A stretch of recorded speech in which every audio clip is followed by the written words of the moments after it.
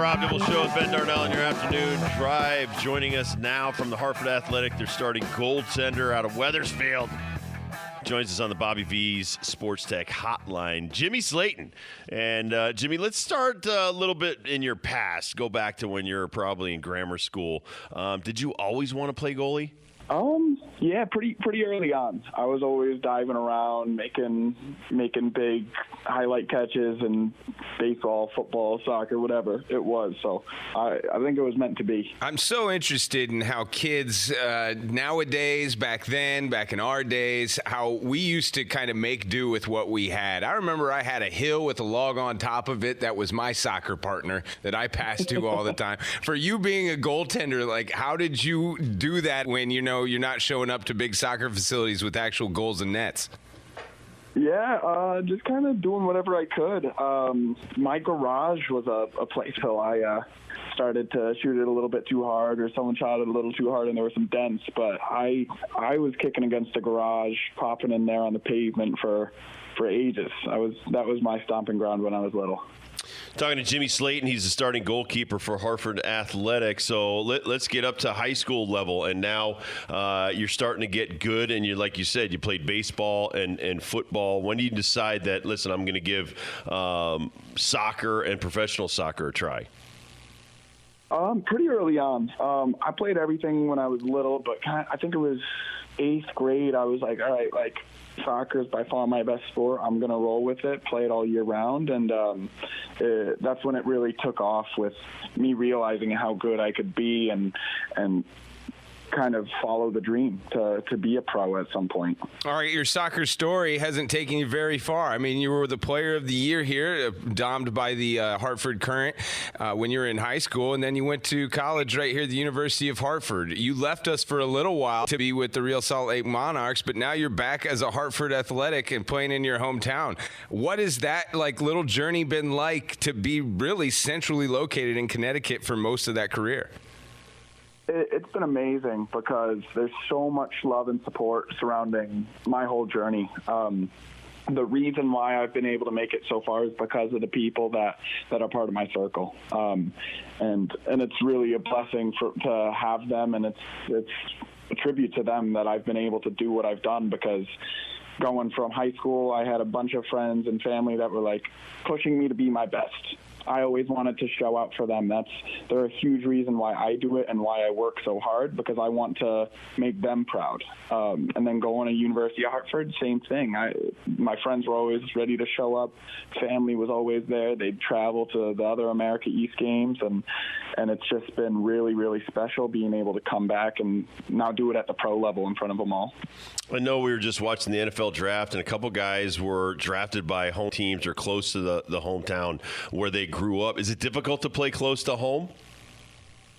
I don't think it's difficult to play close to home. I think it's that much better. It's that much sweeter, because obviously we're looking to get some results, but they're there for your highs and lows, and you've got the people in your corner to have your back and pick you up when you're down and keep you up when you're up. All right, let's talk about these results. All right, we need some wins, Slayton. I know we have been very close, but, man, I feel like Saturday, home against Loudon, a team that we normally kick the crap out of, we need a win. What have we not been doing? What has been the things that's been so frustrating with this team not to get the result that we want? Yeah, we've got a great group of guys. To be honest, we've got the right people in the room. We've got a great coach that's leading us, and we've got the right people. It's just a matter of finding a few small details and putting the final product together. Attacking side and defensively too, we got to keep clean sheets. So I think we're right there. To all the fans that have been bearing with us and being patient, it's coming. I truly believe that we've got everybody that's gonna make a nice. It's still early in the season. We're going to go on a nice run. I've got full faith in everybody in the locker room right now, and we're right there. We're about to break through the roof and start really getting some great results for the fans. As far as your kicking goes, did the football team or anybody ever want you to play for them? You must have an amazing arm as a goalkeeper. amazing foot. In high school, I was one of my family friends was actually one of the baseball coaches, and he was like, "Hey, like, you ever think about playing baseball? Like, what position would you play?" And he was always kind of in my ear asking. But no, I'd kick some field goals, messing around with some buddies at the turf every now and then, but never really pursued it. But maybe when I'm done playing soccer, and hopefully a long time from now, maybe I'll start to kick some field goals and see what I've got left. What is it like playing on this squad? We're big fans of Danny Barrera. I call him Old Man Danny. Guys like that have had such a great career in the world of soccer, been there, done that, and it's got to be tough to get your voice out there as the goalie, as the leader of that defense, and trying to make stops and pointing things out. But how has it been being one of the young ones working in with some of these vets that have been there and done that in the world of professional soccer? Yeah, we've got a bunch of great leaders in the team, a bunch of guys with great experience, culture, and it's amazing to be a part of it and hear their stories and be led by them. My role as a goalkeeper is obviously to communicate my message, what I see, and take care of that. And they've given me full confidence to say what I've got to say, and with that leadership that they have and that experience they bring, it just means my message will be echoed even louder. Tom Brewer is a extremely experienced player, growing up in Liverpool's academy, and he helps me communicate with the back line. He always relays every message I have. Modou Jadama, same idea, played in Chile. He's been around the country, bouncing on a few teams, and again, super respectable career, super respectful guy, and a great leader. And it's the right people to give me confidence to say what I have to say. They hear me, and then they relay it to everybody else, so we can really get everybody on the same page. Jimmy, I have a good friend that he's made at least 100 trips to Italy with travel soccer and getting kids exposed to soccer around the world and things like that. Right here from Connecticut, I'm going to start doing it in baseball. Did you ever do the travel overseas stuff, or did you ever do the travel soccer?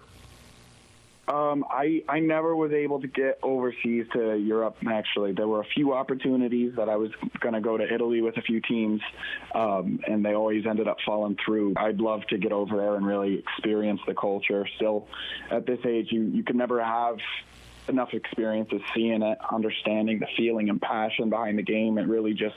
It makes it even more special to you, seeing how much of a world game it really is. So at some point, I got to get over there. All right, this question may be the toughest question of them all. Dibbs and I are still upset about the University of Hartford dropping D1 status and potentially moving. Well, they are going to be moving to D3. A two-part question for you, sir. Now, you went to University of Hartford. You're from Wethersfield, Connecticut, one of the best in the state. A, would you go to University of Hartford if it wasn't D1?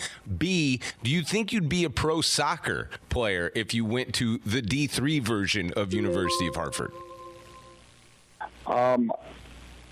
To be completely straightforward and honest, I wouldn't be at Hartford without their Division I athletics, because that's what makes the school special. I'm still really upset and hurt by the fact that they're dropping down. People will ask me my thoughts on it.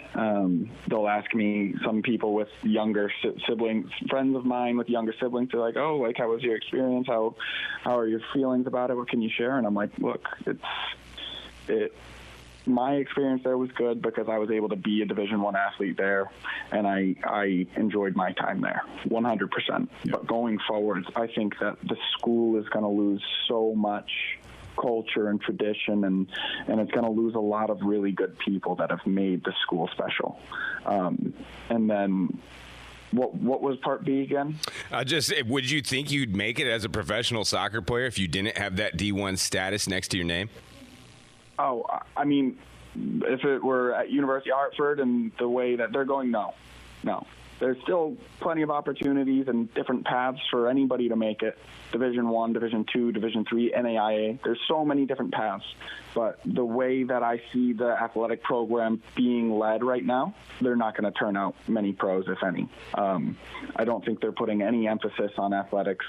And there's plenty of Division III schools that still take pride in their athletics and the culture of it. And from everything I've seen, they've they've handled it horribly. You can at least be a prideful athletic department. You can at least try and relay how important it is to the school and the culture, and they've essentially said, we're not a sports school. We never have been, never will be, and they're looking to get rid of as much as they can.